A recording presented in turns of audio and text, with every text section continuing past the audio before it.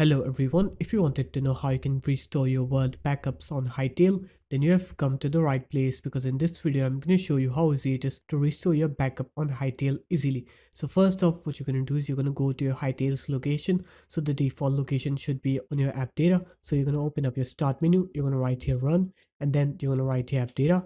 Now you're going to go into roaming, and then you're going to go into Hytale. So this is the default location of the game. You're going to go to your game's location. After that, you're going to go into user data.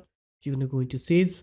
You're going to select the world that you want to restore the backup on. So new world for me. After that, what you're going to do is you're going to go into universe, and then you're going to delete all of the files into that universe folder. You can also move these files to anywhere else you want, but I'm just going to say to just delete these files. After that, what you're going to do is you're going to go in backup, and then what you're going to do is you're going to copy the most recent backup on here. So for example, this one.